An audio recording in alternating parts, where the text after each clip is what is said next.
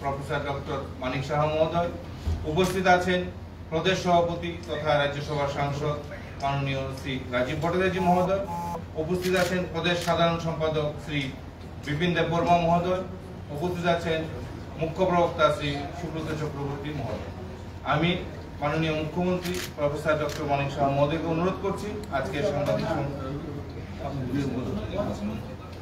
প্রদেশ সভাপতি আপনাদের প্রথমে বক্তব্য রাখবেন। সাংবাদিক বন্ধুদের অনেক অনেক শুভেচ্ছা এবং অভিনন্দন জানাচ্ছি। আজকে আমাদের এই প্রেস কনফারেন্সে আমাদের মধ্যে উপস্থিত রয়েছেন আমাদের রাজ্যের মাননীয় মুখ্যমন্ত্রী প্রফেসর ডক্টর মানিক সাহা মহোদয়, উপস্থিত আছেন ভারতীয় জনতা পার্টির প্রদেশ কমিটির সাধারণ সম্পাদক শ্রী বিপিন দেববর্মা মহোদয়, আমাদের মুখ্য প্রবক্তা সুব্রত চক্রবর্তী এবং আমাদের মিডিয়া ইনচার্জ শ্রী সুনীল সরকার মহোদয়। আপনারা অবগত আছেন যে গত 9 তারিখ গতকালকে আমাদের দেশের যশস্বী প্রধানমন্ত্রী নরেন্দ্র মোদীজির 11 বছর যে ওনার সরকারের পূর্তি হয়েছে এবং এই 11 বছরে আমাদের দেশের যশস্বী প্রধানমন্ত্রীর যে কাজ এবং এই কাজ সম্পর্কে আমাদের ভারতীয় জনতা পার্টি সর্বভারতীয় স্তরে আমরা আমাদের সরকার এবং আমাদের ভারতীয় জনতা পার্টি সরকার, আমাদের মোদীজি সরকার আমাদের দেশের জন্য কি কি কাজগুলি করেছেন সেই কাজগুলি জনসমক্ষে তুলে ধরার জন্য আমরা বিভিন্ন কর্মসূচি আমরা হাতে নিয়েছি। তারই অঙ্গ হিসাবে গতকালকে আমাদের রাষ্ট্রীয় সভাপতি আদরণীয় জেপি নাড্ডাজির দিল্লি থেকে এই 11 বছরে আমাদের দেশের জন্য মোদীজির যে কাজগুলি সেইগুলি উপস্থাপন করেছেন। আজকে আমাদের রাজ্যের মাননীয় মুখ্যমন্ত্রী এই বিগত 11 বছরে মোদীজির কি কি কাজ করেছেন সেগুলি আজকে তুলে ধরবেন এবং আমরা বিভিন্ন কর্মসূচি নিয়েছি, যেমন আমাদের জেলা লেভেলেও আমাদের প্রেস কনফারেন্স হবে, মন্ডল স্তরে বিভিন্ন মানুষের কাছে পৌঁছানোর জন্য আমরা বিভিন্ন কর্মসূচি নিয়েছি। আজকে কিছুক্ষণ পরেই মাননীয় মুখ্যমন্ত্রী আমাদের আগরতলাতে একটা প্রদর্শনীও লাগানো হয়েছে স্থানীয় রবীন্দ্র ভবনে, সেখানে মোদীজির গৃহীত প্রকল্পগুলি সেখানে দর্শিত রয়েছে এবং একটা সভার মাধ্যমে মাননীয় মুখ্যমন্ত্রী সেখানে সম্বোধিত করবেন আমাদেরকে এবং রাজ্যবাসীকে সেগুলি জানাবেন। আজকের এই প্রেস কনফারেন্সের মাধ্যমে আমাদের কর্মসূচি শুরু হয়েছে এবং আগামী 26 তারিখ পর্যন্ত বিভিন্ন কর্মসূচি হাতে নিয়েছে। আমাদের রাজ্য কমিটি থেকে আদরণীয় প্রদেশ সাধারণ সম্পাদক বিপিন দেববর্মা নেতৃত্বে এই কর্মসূচিগুলি বাস্তবায়ন হবে। আমরা চৌপাল বৈঠক, বিধানসভা ভিত্তিক বৈঠক এবং এই প্রদর্শনীর মাধ্যমে আমাদের মোদী সরকার আমাদের জন্য, ভারতবর্ষের জন্য আমাদের কি করেছে সেইগুলি তুলে ধরা হবে। তো আজকে আমাদের মূল 3টা এজেন্ডার উপর আমাদের এই মোদীজির কাজগুলি দর্শিত হবে। 1 নম্বর হলো বিকশিত ভারত এবং আমাদের ভূমিকা, 2 সেবা সুশাসন ও গরিব কল্যাণে 11 বছর, সশক্ত ভারত ও সুরক্ষিত ভারত।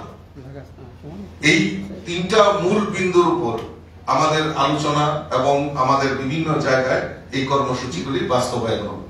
তা আমি অনুরোধ রাখবো আমাদের মাননীয় মুখ্যমন্ত্রী, রাজ্যের মাননীয় মুখ্যমন্ত্রী প্রফেসর ডক্টর মানিক সাহা মহোদয়কে আপনাদের সামনে এই মোদীজির 11 বছরের যে কার্যকাল সেটা আপনাদের সামনে বিস্তারিত তুলে ধরার জন্য আমি বিনম্রভাবে অনুরোধ রাখছি।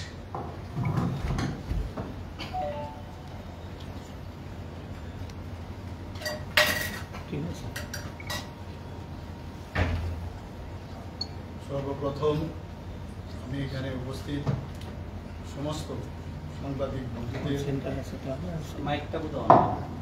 আমি আজকে এই প্রেস কনফারেন্সে স্বাগত জানাচ্ছি। আপনাদেরকে আমি ধন্যবাদ জানাচ্ছি যে আপনাদের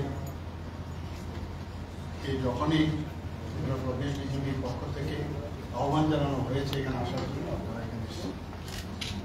এখানে আমার আজকে এই যে সাংবাদিক বৈঠক, সেই বৈঠকে আমাদের মাঝে উপস্থিত আছেন যিনি একটু আগে কি কারণে আজকে সাংবাদিক সম্মেলন এই বিষয়ে উনি বিস্তারিত আলোচনা রেখেছেন।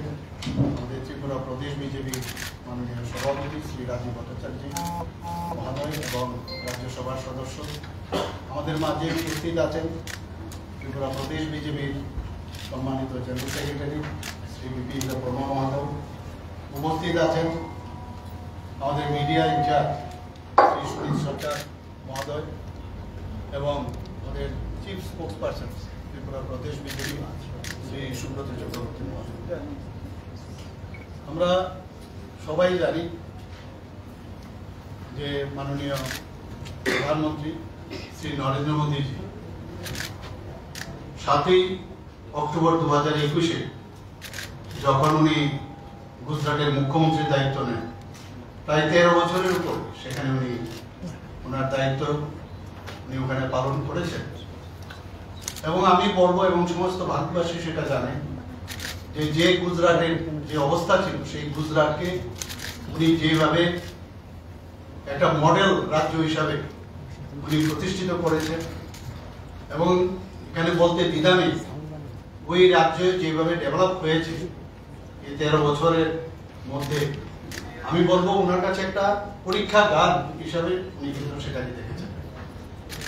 যখন ওনাকে 2014-তে দায়িত্ব দেওয়া হলো প্রধানমন্ত্রী হিসাবে ভারতবর্ষে, সেখানেও কিন্তু এই যে এক্সপেরিমেন্ট যে উনি গুজরাটে করেছেন তার উপর ভিত্তি করে যেসব বলিষ্ঠ পদক্ষেপ, যেসব সিদ্ধান্ত আজকে আমরা দেখতে পাচ্ছি, সেটা কিন্তু আমরা আজকে প্রতিটা মানুষ, প্রতিটি নাগরিক ভারতবর্ষে সেটা কিন্তু দেখতে পাচ্ছি।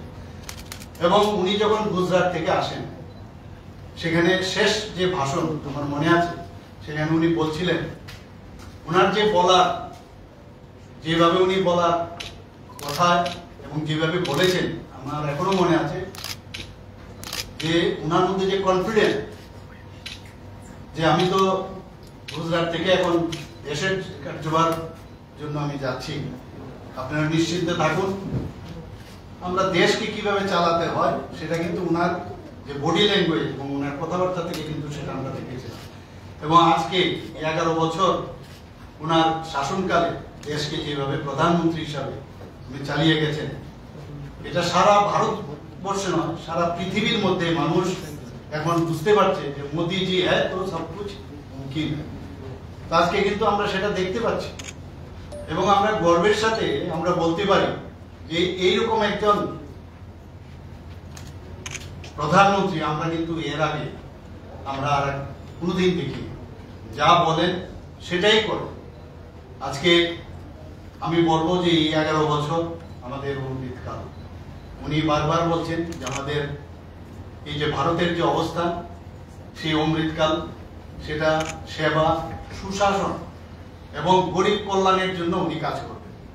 যেরকম বলা তেমনি কাজ, প্রতিটা স্কিম যাই করে যাই করছেন সেটা কিন্তু আমরা দেখতে পাচ্ছি সাধারণ গরিব মানুষদের জন্য, অন্তিম ব্যক্তি পর্যন্ত যেসব কাজ, তাদের আর্থসামাজিক উন্নয়নের বিষয়ে মৌলিক যে সমস্যাগুলো আছে সেগুলো আগে মুখে বলা হতো, কিন্তু আমরা দেখেছি কাজের মাধ্যমে সেগুলো আমরা দেখতে পাচ্ছি। তো আজকে এই বিকশিত ভারতের জন্য মাননীয় প্রধানমন্ত্রীজির নেতৃত্বের যে সরকার যেভাবে সমর্পণের যে ভাবনা নিয়ে উনি কাজ করছেন, সত্যি সেটা প্রশংসার দাবি রাখে।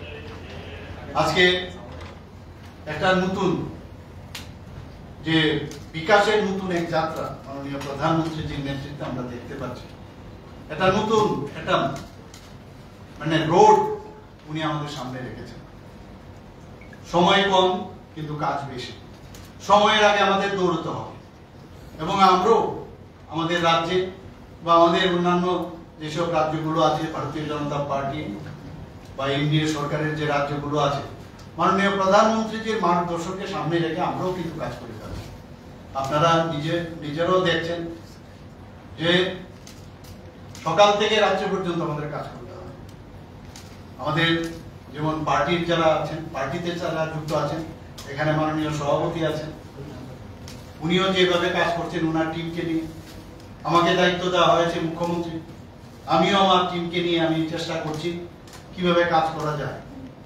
এখানে রাস্তাঘাট, এখানে আইন শৃঙ্খলাই বলুন, সব দিকে মানুষের নিরাপত্তাই বলুন, সব দিকে আমরা কিন্তু সেইভাবে কাজ করছি।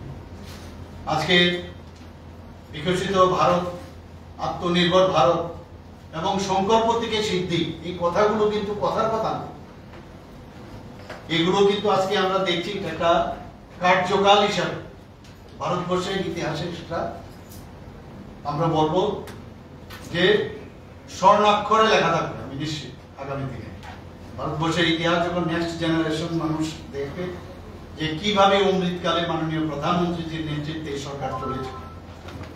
আমরা শুধু প্রধানমন্ত্রীজি শুধু এমন কাজ করছেন না যে এই কাজগুলো খালি করা, একটা ফাউন্ডেশন উনি তৈরি করতে পেরেছেন, একটা ভিত্তি, স্ট্রং ফাউন্ডেশন ভারতবর্ষের আগামী প্রজন্মের জন্য উনি কাজের মাধ্যমে এই আমাদের যে ইন্ডিয়া নেতৃত্বাধীন ভারতীয় জনতা পার্টির যে সরকার সেটা কিন্তু উনার যে কার্যকালে সেটা কিন্তু প্রতিষ্ঠিত করতে পেরেছে।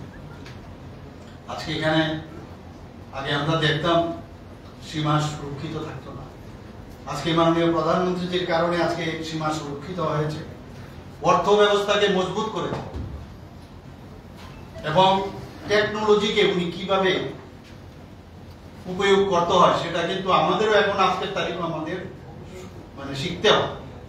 আজকে আর্টিফিশিয়াল ইন্টেলিজেন্সের কথা আমরা যদি বলি যে কোন জায়গায় উনি আমাদের মার্গদর্শন করাচ্ছেন, আজকে এগ্রিকালচারেই বলুন, হেলথ সেক্টরেই বলুন, সব জায়গায় বলছেন যে 5G কে সামনে রেখে 5Gর সহযোগিতায় এই যে আমাদের আর্টিফিশিয়াল ইন্টেলিজেন্স সেইগুলোকে নিয়ে এগ্রিকালচারে কিভাবে সেটাকে ব্যবস্থা করা যায়, সব দিকে আমাদের কাজ চলছে। আমি কিছুদিন আগে দিল্লিতে আমি গিয়েছিলাম, নর্থ ইস্টার্ন জোনের সেখানে একটা সামিট সেখানে হয়েছিল, ইনভেস্টর সামিট, সেখানে মাননীয় প্রধানমন্ত্রীজি ছিলেন। উনি বারবার বলছেন যে নর্থ ইস্ট যদি ডেভেলপ না হয় তাহলে ভারত কোনো অবস্থায় ডেভেলপ হবে না। আগে আমরা নর্থ ইস্টকে কি দেখতাম, মানুষ ভয়েও আসতো না নর্থ ইস্টার্ন রিজন, সবাই জানতো এখানে একটা টেররিস্টদের একটা আতুরঘর ছিল। প্রধানমন্ত্রীজি প্রথমেই যে কাজটা করেছেন যে প্রথমে 7টা ছিল আমাদের রাজ্য নর্থ ইস্টে, সিকিমকে সাথে যুক্ত করে 8টা করেছে। সেখানে উনি নাম দিয়েছেন কি অষ্টলক্ষ্মী, লক্ষ্মীর সাথে বলে যে এখান থেকে লক্ষ্মী আমরা জানি যে ধন দৌলতের যিনি গড, উনার নামে অষ্টলক্ষ্মী নাম দিয়েছেন। উনি বলছেন যেখান থেকে সূর্য প্রথম উদয় হয় নর্থ ইস্টার্ন রিজনের সেই অরুণাচল প্রদেশ থেকে, তো সেখান থেকে উদয় হলে ভারতবর্ষের যে আগামী দিনের যে সম্ভাবনা ভারত, তার উদয় কিন্তু নর্থ ইস্ট থেকে হবে। আগে এগুলো ছিল না, টেররিস্টদের আনাগোনা, নানা রকম বোম ব্লাস্টিং থেকে শুরু করে আমরা সবসময় দেখতাম বিভিন্ন টেররিস্টদের সংগঠন সেখানে মজবুত ছিল। তাদের সাথে কথাবার্তা আলোচনার মাধ্যমে প্রায় 11 থেকে 12টা অ্যাকর্ড মাননীয় প্রধানমন্ত্রীজির নেতৃত্বে যারা মূল স্রোত থেকে বাইরে চলে গিয়েছিল তাদেরকে মূল স্রোতে উনি নিয়ে এসে আজকে সেই কারণেই আমরা দেখতে পাচ্ছি নর্থ ইস্টে মানুষ আসছে, ইনভেস্টররা এখানে আছে।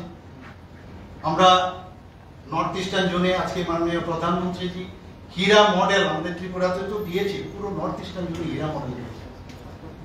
রাস্তাঘাট থেকে ন্যাশনাল হাইওয়ে, ইন্টারনেট, রেলওয়ে, আমরা আগে এয়ারওয়ে, এগুলো কিন্তু আগে আমরা সেভাবে দেখতাম না। তো আজকে উন্নয়নের জোয়ার আমি বলবো যে সবকা সাথ সবকা বিকাশ, বিশ্বাস আর তার প্রয়াস, সেটা মাননীয় প্রধানমন্ত্রীজি শুধু মানুষের বেলায় বলেননি, সেটা ফিজিক্যালিও আমাদের রাজ্যের যে ভূমি, আমাদের দেশের যে ভূমি, তার সাথেও সবকা সাথ সবকা বিকাশের যে কথা বলেছেন সেটাও কিন্তু প্রযোজ্য। আজকে একটা ফিল গুডের যে ভাবনা সেটা কিন্তু আমরা মাননীয় প্রধানমন্ত্রীজির যে কার্যকাল সেটা আমরা দেখতে পাচ্ছি। আজকে মোদীজির নেতৃত্বে যে সরকার, আমরা যদি কয়েকটা শব্দ আমরা এখানে ব্যবহার করি আমার মনে হয় সেটা ভুল হবে না, যে রেসপন্সিভ। আমাদের মোদীজির যে সরকার রেসপন্সিভ এবং রেসপন্সিবল, শুধু রেসপন্সিবল না, অ্যাকাউন্টেবলের সরকার। রিফর্ম এবং ট্রান্সফর্মের সরকার, রিফর্ম এবং ট্রান্সফর্ম, পাবলিক পার্টিসিপেশনের সরকার। আমাদের সরকার, মোদীজির নেতৃত্বাধীন যে সরকার, শুধু সরকারে বসলাম আর মানুষের সাথে আমাদের যোগাযোগ থাকবে না, সেটা কিন্তু হবে না।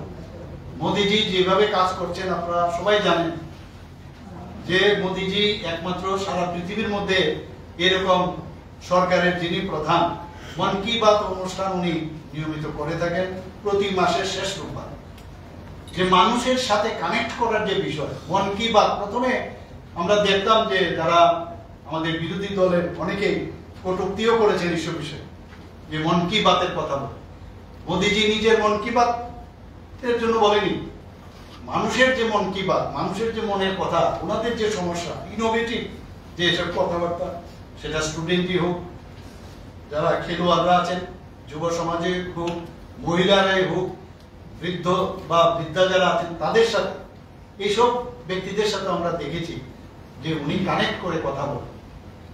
পৃথিবীর কোথাও আছে কিনা আমার জানা নেই এইভাবে কোনো রাষ্ট্রের প্রধান মন কি বাত অনুষ্ঠানের মাধ্যমে মানুষের সাথে কথা বলে। ডেভেলপমেন্ট তো আছে, এখানে প্রচুর প্রধানমন্ত্রী যে ডেভেলপমেন্ট যদি আমরা বলি তো শেষ করা যাবে না আজকে এই অল্প সময়ের মধ্যে। মাননীয় আমাদের রাজ্যসভার সদস্য এবং আমাদের প্রেসিডেন্ট মহোদয় রাজীব ভট্টাচার্য মহোদয় বলেছিলেন, এবং আমাদের সর্বভারতীয় সভাপতি নাড্ডাজিও এই বিষয়ে বিস্তর আলোচনা করেছেন। কিন্তু আমরা যেভাবে আমরা দেখতে পাচ্ছি মাননীয় প্রধানমন্ত্রী আসার পর, আগে 2014 আগে এমন একটা অবস্থা ছিল, আমি প্রায়শ সব জায়গায় বলি, এই দেশ থাকবে কি থাকবে না এরকম একটা অবস্থা ছিল। পার্লামেন্টের মধ্যে আক্রমণ, মুম্বাইয়ে আমরা দেখেছি টেররিস্টদের আক্রমণ, নর্থ ইস্টার্ন জোনে তো বলে লাভ নেই, বিভিন্ন জায়গায় কখন কোন জায়গায় কখন টেররিস্ট আসবে, মুক্তাঞ্চল হয়ে গেছে। সেই জায়গায় 2014 পর মাননীয় প্রধানমন্ত্রী সেটাকে আজকে আমরা দেখছি কিভাবে দেশকে সুরক্ষিত করেছে। 2014 আগে দুর্নীতি, এটা যেন মনে হতো যে দুর্নীতি করাটাই রাষ্ট্রের, যখন আমরা আসবো সেটাই আমাদের কাজ। কেলেঙ্কারি, বিভিন্ন স্ক্যাম, এগুলো আমরা দেখতে পেয়েছি। এবং নেপোটিজমের আরেকটা, নেপোটিজম যে আমার লোকদের পাইয়ে দেওয়ার যে বিষয়, সেইগুলো এখানে আমাদের ত্রিপুরা রাজ্যেই হোক, ভারতবর্ষের সব জায়গায় আমরা সেটা আমরা দেখতে পাই। সেইগুলো কিন্তু এখন সেইগুলো থেকে আমরা মুক্তি লাভ করেছি, মানুষ সেগুলো বুঝতে পারছে। এবং আজকে এই যে আমাদের সাংবাদিক বন্ধুদের মাধ্যমে আজকের যে সম্মেলন, প্রেস কনফারেন্সের মাধ্যমে আমি আমাদের সমস্ত মানুষদের কাছে, সমস্ত আমার জনসাধারণের কাছে আমার একটাই আবেদন থাকবে, আপনারা একটু পেছনের পাতাটা উল্টোবেন। পেছনের পাতা কিন্তু আমরা মাঝে মাঝে ভুলে যাই, আমরা খালি সবসময় সামনের দিকে চলি, মাঝে মাঝে ওদের কীর্তিকলাপগুলো মাঝে মাঝে মনে রাখবো। এখনো দেখি বিরোধীরা মাঝে মাঝে একটা বিভ্রান্ত করার চেষ্টা করে, কারণ নতুন জেনারেশন প্রতিদিন আসছে, ওরা কিন্তু পেছনের ঘটনাগুলো জানে না। আমি শুধু এইটুকুই আহ্বান রাখবো যে ওনাদের বলবো যে পুরনো জিনিসগুলো যেন ওনারা একটু দেখেন এবং চিন্তা ভাবনা করেন। এখনকার সরকার উন্নয়ন, আমি বলবো মাননীয় প্রধানমন্ত্রীজির যে সরকার উন্নয়নের কথা বলে, উদ্ভাবনের কথা বলে, উন্নয়ন, উদ্ভাবন এবং উদ্বোধনের কথা বলে। বিভিন্ন জায়গায় আমরা গিয়ে, আপনারা দেখেছেন ত্রিপুরা রাজ্য, আমরা বিভিন্ন জায়গায় গিয়ে আমরা ইনোভেশনের জন্য বহু জায়গায় বহু কাজ হয়ে গেছে। কাজে উন্নয়ন, উদ্ভাবন এবং উদ্বোধনের কথা আমাদের সরকার এখন বলে। আগে সরকারি টাকা উনাদেরই, আগে যে প্রাক্তন প্রধানমন্ত্রী ছিলেন উনি বলেছিলেন যে দিল্লির থেকে টাকা যদি কোন রাজ্যে পাঠানো হয়, আস্তে আস্তে 1 টাকা পাঠালে সেটা বসতে বসতে নাকি 4 আনা হয়ে যেত। আর সেই জায়গার মধ্যে এই সুযোগ নেই, মাঝখানে মিডলম্যান ছিল। আমরা সবাই নিজেরাও আমরা দেখেছি, এর থেকে আমরা পরিত্রাণ পেয়েছি। আজকে মিডলম্যানের কোনো সুবিধা নেই, কারণ ডিবিটির মাধ্যমে প্রতিটা মানুষের যারা বেনিফিশিয়ারি তাদের কাছে ডিবিটির মাধ্যমে আজকে এই দালালদের থেকে মুক্ত হয়ে তাদের অ্যাকাউন্টে পৌঁছে যাচ্ছে। সেইগুলো তো আগে আমরা দেখিনি। আমি তাই বলবো এগুলো কিন্তু আমাদের মনে রাখা প্রয়োজন। আগে সাধারণ মানুষের যখনই কোনো প্রবলেম হতো চিকিৎসা ক্ষেত্রে, আমরা দেখতাম যে চিকিৎসার জন্য অন্য হয়ে কি হবে, আমার ছেলে, আমার বাবা বা আমার শরীর খারাপ, কি করব, এসব জিনিস কিন্তু কেউ ভাবতো না। মাননীয় প্রধানমন্ত্রীজি আজকে যেভাবে আমরা দেখেছি যে এই চিকিৎসা উনি নিজে, আমরা দেখেছি যে উনি একজন চা বিক্রেতার ঘরে ওনার জন্য, সেই জায়গা থেকে উনি বুঝতে পেরেছেন, তার ওনার অভিজ্ঞতার নিরিখে উনি বুঝতে পেরেছেন মানুষের আসলে কি দুঃখ, মানুষের সমস্যাটা কি, সাধারণ মানুষের, গরিব মানুষদের। এর জন্য উনি আয়ুষ্মান ভারত প্রকল্প শুরু করেছেন। সারা পৃথিবীর মধ্যে এই প্রকল্প নিয়ে বিভিন্ন গুঞ্জন, বিভিন্ন ভাবে ওরা অবাক হয়ে যাচ্ছেন যে 5 লক্ষ টাকা করে যারা গরিব মানুষ তাদের জন্য উনি প্রকল্প করেছেন। আমরাও ওনার থেকে শিখে ত্রিপুরা রাজ্যে মুখ্যমন্ত্রী জন আরোগ্য যোজনা শুরু করেছি একই কায়দায়, একইভাবে, এবং যেসব জায়গায় ওনাদেরকে রেফার করে এমপ্যানেল যে জায়গাগুলো আছে সেগুলো আমরা করেছি। লিডার যদি ভালো হয় তাহলে যারা ফলোয়ার্স তারাও কিন্তু সেইভাবে চলবে। আর আমরা দেখি আজকাল মানে বিভিন্ন পার্টির যে লিডার, তাদের লিডারের কার্যকারণেই কিন্তু তাদের যে আশ্রিত যে ক্যাডার আছে তাদেরও ব্যবহার কিন্তু একই রকম আমরা দেখতে পাই। তো সেগুলো বলার অপেক্ষা রাখে না। আমরা আগে এই দেশ অন্য দেশের উপর নির্ভরশীল ছিল, আমরা ইম্পোর্ট ছাড়া ভাবতে পারতাম। আজকে আমাদের দেশ এক্সপোর্ট করছে, এবং মেক ইন ইন্ডিয়া যে কথাটা মাননীয় প্রধানমন্ত্রীজি বলছেন সেটা কিন্তু আক্ষরিক অর্থেই সেটা কিন্তু আমরা দেখতে পাচ্ছি। এবং আমরা দেখেছি যে ইন্টারন্যাশনাল মনিটারি ফান্ড অর্থাৎ IMF ওনারা কি বলছেন, ওনারা বলছেন যে এখন অর্থনীতিতে ভারতবর্ষ 4th পজিশনে চলে এসেছে। ভাবা যায় না, কোথায় 11 ছিল সেখান থেকে পঞ্চম থেকে 4th, মানে একটার পর একটা যেভাবে অর্থনৈতিক যে রিফর্ম এনেছেন মাননীয় প্রধানমন্ত্রীজি, আজকে সেই জায়গায় টাকা পয়সা যদি না থাকে, নিজেরা যদি আত্মনির্ভর না হতে পারে, সেটা মানে দেশ ভিত্তিকই হোক, রাজ্য ভিত্তিকই হোক, সাধারণ মানুষের তার ঘর ভিত্তিকই হোক, সবার এই অর্থনীতি যদি স্ট্রং না হয়, এবং তার জন্য বিভিন্ন যে প্রকল্প মাননীয় প্রধানমন্ত্রীজি করেছেন, যে সবার যদি অর্থনীতি যদি স্ট্রং না হয় তাহলে কোনো অবস্থায় দেশ আগে যেতে পারবে না। সেই বিষয়টা আমরা আজকে কিন্তু দেখতে পাচ্ছি।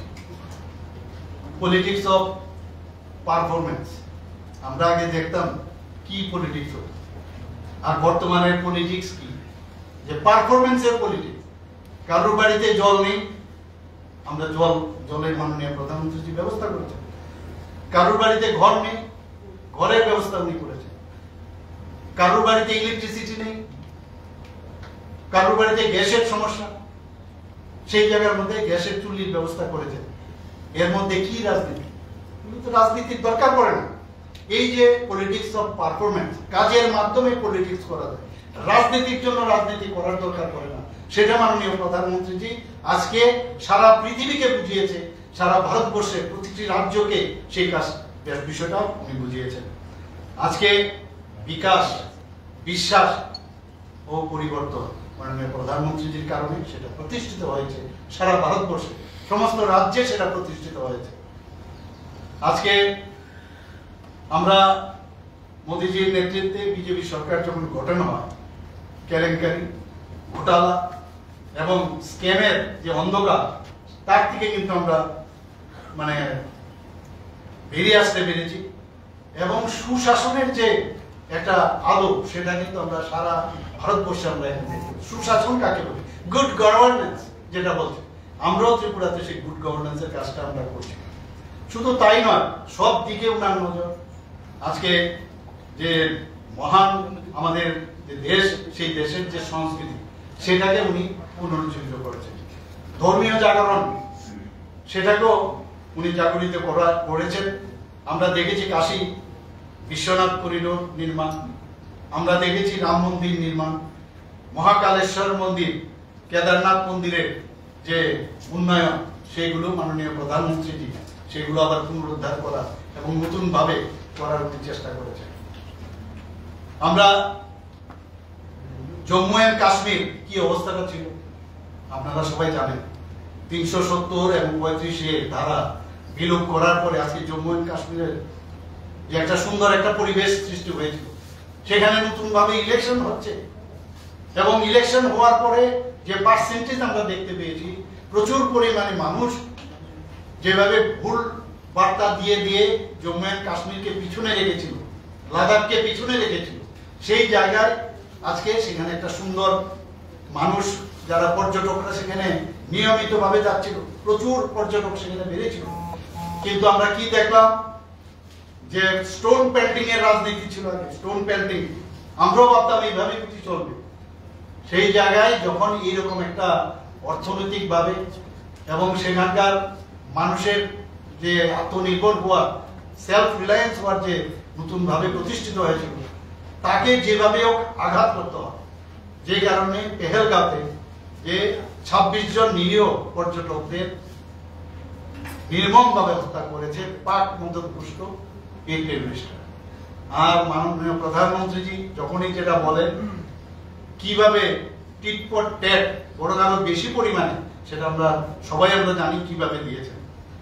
আমাদের যখন 370 এবং 35 ধারা বিলুপ্তের কথা হয়েছিল, তখন অনেকে ভয় পেয়েছিল যে কি হবে যদি এরকম হয়, সারা ভারতবর্ষে আগুন জ্বলবে।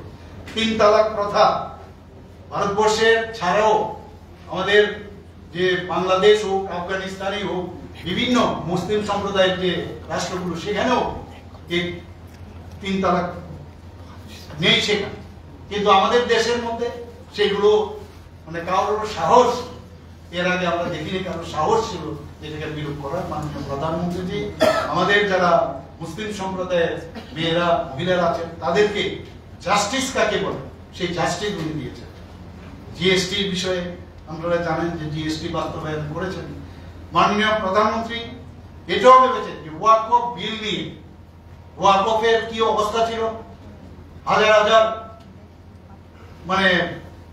জায়গা যেগুলো এই ওয়াকফের নামে কিছু কিছু ভেস্টেড ইন্টারেস্টের মানুষের কাছে এই ওয়াকফের জায়গা সেখানে চলে গেছিল।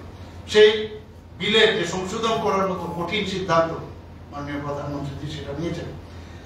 সিএ, সিটিজেন অ্যামেন্ডমেন্ট অ্যাক্ট, এক একটা কাজ আপনারা দেখুন, আপনাদের বুঝতে হবে, সেটা আপনাদের ভাবতে হবে যে এত বড় কাজ এবং যেভাবে কঠিন যে সিদ্ধান্ত, সেটা মাননীয় প্রধানমন্ত্রী করেছেন। আমরা সবসময় এতদিন ধরে শুনতাম যে উইমেন্স এম্পাওয়ারমেন্টের প্রয়োজন, কিন্তু আমরা কার্যক্ষেত্রে কিন্তু সেটা দেখিনি। এবং সেখানে লেজিসলেটিভ বডিজে, যেটা পার্লামেন্ট এবং বিধানসভাতে উইমেনদের 33% রিজার্ভেশন, সেটা যাতে হয় তার জন্য পার্লামেন্টে সেটা পাস হয়েছে, আইন হয়েছে। এবারের যে প্রত্যুত্তর দিতে গিয়ে মাননীয় প্রধানমন্ত্রী কি বলেছেন, এই টেররিস্টদের বার্তা দিয়েছেন যে নিউ নর্মাল ইন ইন্ডিয়া। আগের ইন্ডিয়ার নেই, এখন ইন্ডিয়ার যদি কোন রকম টেররিস্ট অ্যাক্টিভিটি হয়, সেই দেশকে আলাদাভাবে টেররিস্ট অ্যাক্ট হিসাবে বা টেররিস্টদের আলাদাভাবে দেখা হবে না, ওই দেশকেও এখন দেখতে হবে। এবার আপনারা দেখেছেন কিভাবে প্রেসিশন, যে প্রায় 9টার মতো মাত্র 25 মিনিটের মধ্যে ধ্বংস করে দিয়েছে টেররিস্টদের যে ঘাঁটিগুলো, ভাবা যায় না। আমরাও কিন্তু ভাবতে পারিনি, যখন বিহার থেকে উনি বলেছেন, হুঙ্কার দিয়েছেন যে কাউকে ছাড়া হবে না। যখন আমরা সার্জিক্যাল স্ট্রাইকই হোক, এয়ার স্ট্রাইকই হোক, তখনই উনি যখন যেটা বলেছেন, আমরাও ভাবতাম মোদিজি এইরকম হচ্ছে লিডার, যে যখন উনি বলেছেন আমরা খালি অপেক্ষা করছিলাম কবে সেটা হবে। আর এমনটা করলো যে আমরাও অবাক হয়ে গেলাম টিভির পর্দায় যে এটাও সম্ভব। তো এই সম্ভব একমাত্র আমাদের এই এনডিএ সরকার আসার পর, সেটা মাননীয় প্রধানমন্ত্রীর নেতৃত্বে সেটা সম্ভব হয়েছে। সবকা সাথ সবকা বিকাশ এখানেও আসছে। আমি তো রাজ্য এবং সমস্ত স্টেটের কথা বললাম, দেশের কথা বললাম, কিন্তু এম্পাওয়ারমেন্ট অফ দ্য সোসাইটির কথা উনি বলেছেন, সব মানুষের এম্পাওয়ারমেন্ট হতে হবে। শুধু তাই নয়, সমস্ত জাতপাতের ঊর্ধ্বে উঠে সমস্ত মানুষের করতে হবে, ইনক্লুডিং এসসি, এসটি এবং ওবিসি, তাদেরকেও আমাদের এম্পাওয়ারমেন্ট করতে হবে। আর উইমেন্সদের বলে তো আমি একটু আগে বললাম যে ওনাদেরকে 33% রিজার্ভেশন দিয়েছে। শুধু তাই নয়, আমরা দেখেছি যে লিডারশিপ এখন বর্তমানে মিলিটারি হোক, এডুকেশনে হোক, এমপ্লয়মেন্টের ক্ষেত্রেই হোক, সব জায়গায় সেলফ এমপ্লয়মেন্ট এসএইচজি গ্রুপের আমরা দেখছি যে সমস্ত জায়গায় বিভিন্ন স্কিমের মাধ্যমে সেই লিডারশিপ, উইমেন্স এম্পাওয়ারমেন্ট আমরা দেখতে পাচ্ছি। নকশালদের আবার আসি, নকশাল বা মাওবাদীদের কথা যদি আমরা বলি, জিরো টলারেন্স আমরা দেখেছি ছত্তিশগড়ে এরকম প্রায় 126টা জায়গায় বিভিন্ন প্রদেশে এই তাদের ঘাঁটি ছিল। এই অ্যাকশন নেওয়ার পর আমাদের প্রধানমন্ত্রীজি এবং আমাদের স্বরাষ্ট্রমন্ত্রীজি বলছেন যে জিরো টলারেন্স। এবারে নীতি আয়োগে যখন আমরা কথা বলছিলাম, আমাদের যখন মুখ্যমন্ত্রী সম্মেলনে আমরা কথা বলছিলাম, সেখানে আমরা দেখেছি সেই জায়গায় 126টা যে নকশাল বা মাওবাদীদের যে এফেক্টেড এরিয়া ছিল, সেখান থেকে যে অ্যাকশন নেওয়া হয়েছে তাতে করে এখন গিয়ে 126 থেকে মাত্র 18টা জায়গায় এখন সেটা কনসেন্ট্রেট করেছে এবং বলা হয়েছে যে আর বেশি দিন নয়, কয়েকদিনের মধ্যে সেটাও নির্মূল করা হবে। আমাদের ভায়োলেন্স আপনারা শুনে খুশি হবেন সারা ভারতবর্ষে, এবং এই ধরনের মাওবাদী এবং অন্যান্য যেসব টেররিস্ট গ্রুপে যেভাবে আক্রমণ করেছে তার থেকে প্রায় 53% ডিক্রিজ হয়েছে। আমাদের সিকিউরিটি ফোর্স এদের বিরুদ্ধে যখন কাজ করত, প্রায়শ আমরা দেখতাম যে আমাদের প্যারামিলিটারি হোক, সিএপিএফ এর সমস্ত জওয়ানরা নির্মমভাবে তাদেরকে হত্যা করা হবে। সেই জায়গায় আমাদের এই বর্তমানে 72% এখন সেটা ডিক্রিজ করেছে।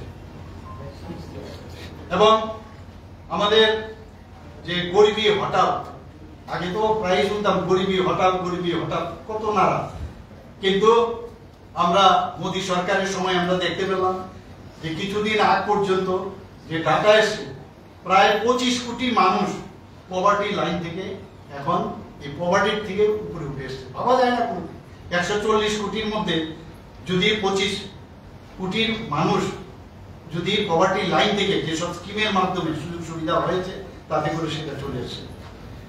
এখানে আমরা যদি 283% ট্যাক্স ডেভলিউশন সেটা যদি আমরা বলি, বিভিন্ন স্টেটে 283% ইনক্রিজ করেছে।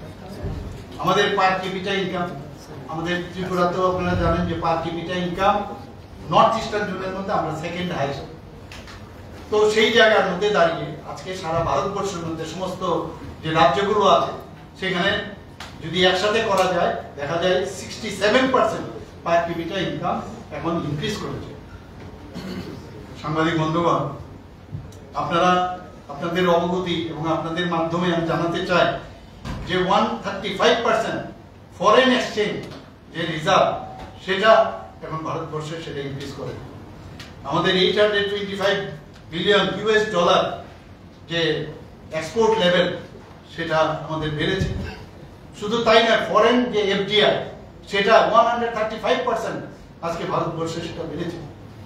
আজকে যদি আগে ট্যাক্স, আমরা ট্যাক্স দিতে গেলে ভাবলো যে আমি রোজগার করবো, আমি ট্যাক্স দেবো না, এই ধরনের একটা প্রবণতা মানুষের মধ্যে ছিল। কিন্তু মোদীজি আসার পর যে ট্যাক্স দিলে সেটা ভালো এবং ট্যাক্স দিলে সেটা আগামী দিনে তারই লাভ হয়, দেশেরও লাভ হয়। সেই কারণে আজকে দেখা গেছে ট্যাক্স পেয়ার যারা আছেন সেটা 127% আজকে ভারতবর্ষের মধ্যে সেটা বৃদ্ধি পেয়েছে। আজকে ডাইরেক্ট ট্যাক্স কালেকশনের কথা যদি বলি, সেখানেও দেখা যাচ্ছে প্রায় 238% সেই গ্রোথ আমরা দেখতে পাচ্ছি।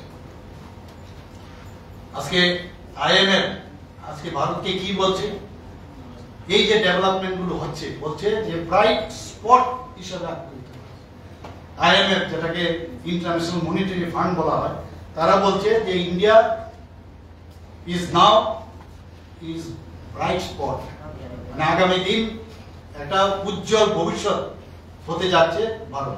ওয়ার্ল্ড ব্যাংক কি বলছে, India is the fastest growing major economy in the main engine of global economic growth in 2025-26.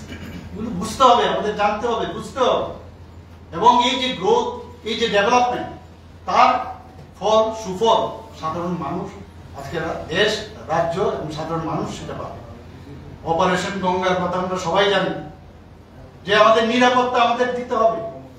আমরা মনে আছে আপনাদের নিশ্চয়, প্রধানমন্ত্রীজির কারণে আমাদের মধ্যেও যে মানে কত কিছু শেখার আছে। মণিপুরের ঘটনা আপনারা সবাই জানেন। মণিপুরে যখন একিউট কন্ডিশন শুরু হয়েছিল, সেখান থেকে ত্রিপুরা রাজ্যের বহু ছেলে মেয়ে সেখানে পড়াশোনা করতো।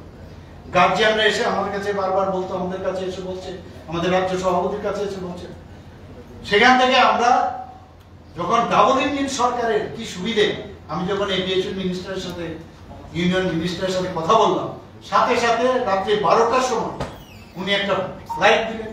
সেখান থেকে তাদের পরের দিনও ফ্লাইট দিলেন। সেখান থেকে ওনাদেরকে রেস্কিউ করে আমরা ত্রিপুরাতে, আমাদের ত্রিপুরা সরকারের 1 পয়সা ওদের দিতে হয়নি, আমাদের পয়সার মাধ্যমে তাদেরকে আমরা সেখান থেকে নিয়ে আসি। আন্ডার অপারেশন গঙ্গা, সেখানে কি আছে? Indian citizen ব্রট back from Ukraine. শুধু তাই না, আমরা সবাই জানি যে ভারতের ফ্ল্যাগ নিয়ে পাকিস্তানেরও বহু নাগরিক এই ভারতবর্ষের ফ্ল্যাগের কে সামনে রেখে ওরাও কিন্তু সেখান থেকে পরিত্রাণ পেয়েছিল এবং তারা দেশে ফিরতে পেরেছিল। বন্দে ভারত মিশন আপনারা জানেন যে সেই সময় বিভিন্ন প্রান্তে মানুষ ছিল, আমাদের শ্রমিকরা বিভিন্ন জায়গায়, ভারতবর্ষের বিভিন্ন জায়গায় প্রায় 67 লাখ পিপল তাদের রিপাট্রিয়েট করা হয়েছিল।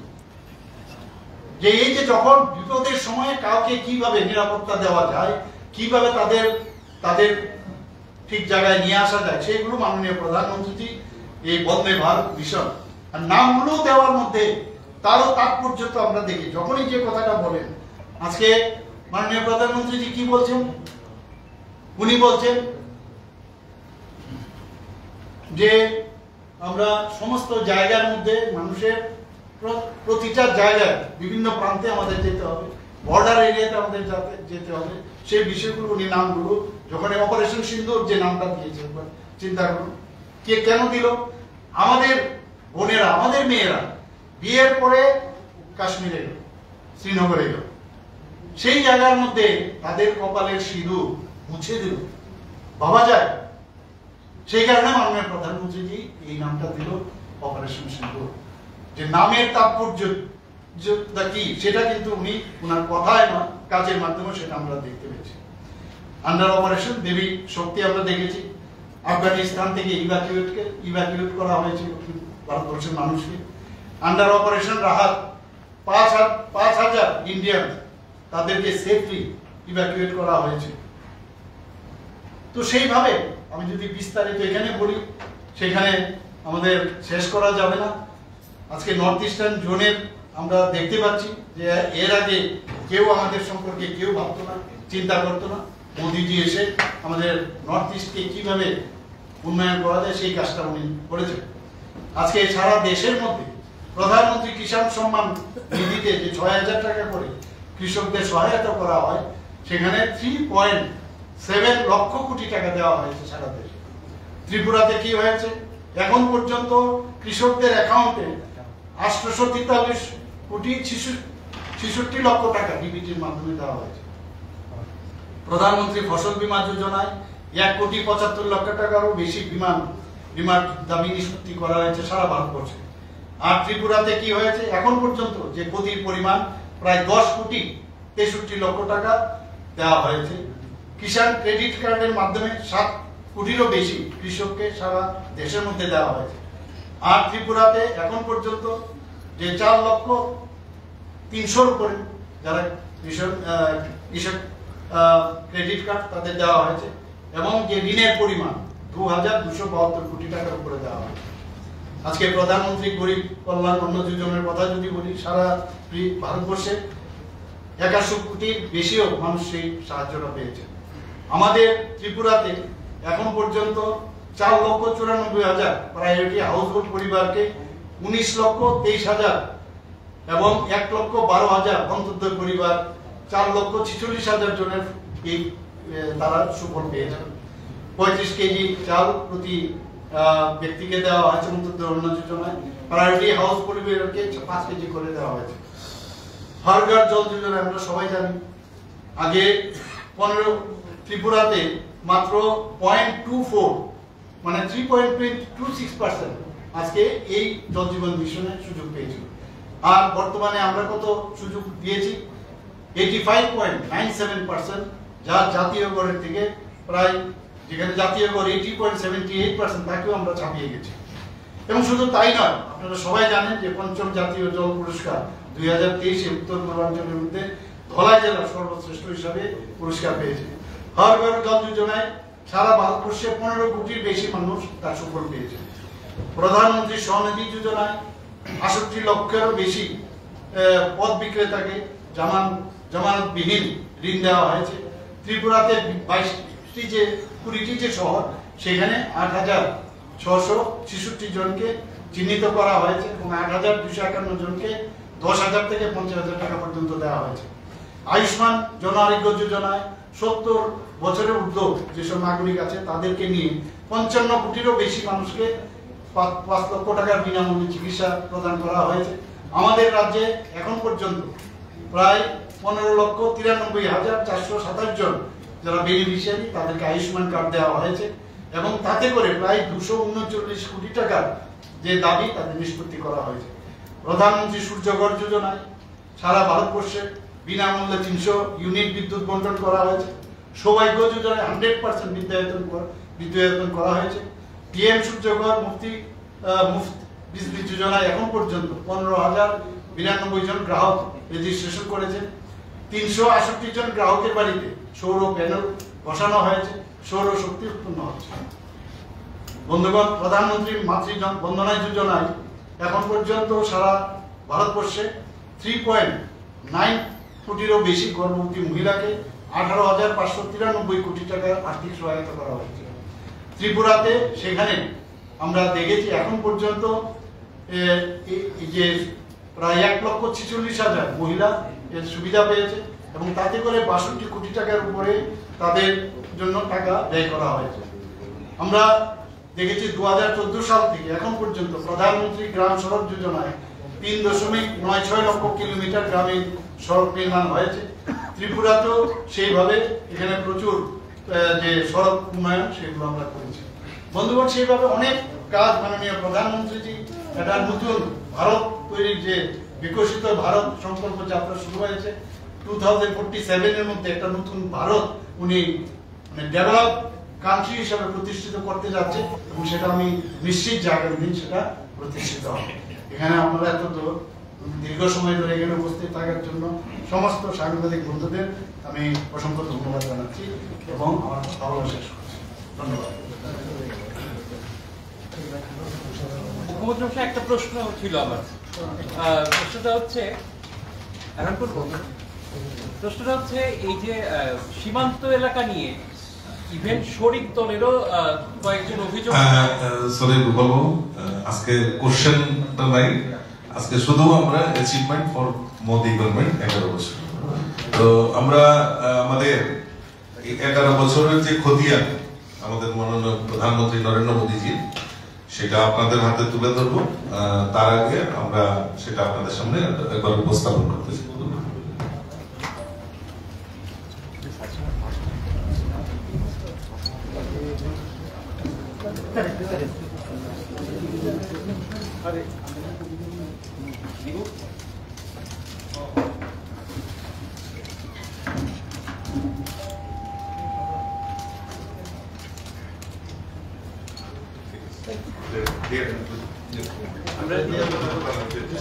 সবাইকে কপি দেয়া হবে, আপনারা যার যার হাউসে কপিটা পৌঁছে দেবেন।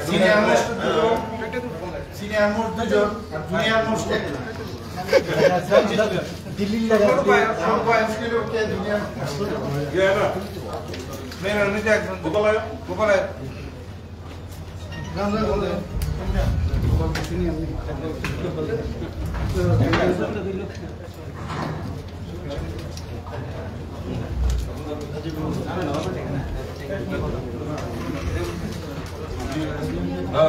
मेरा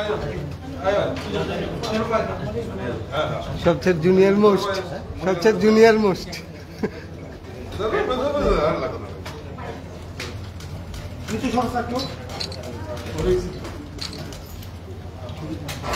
এদিকে দেখে দাও।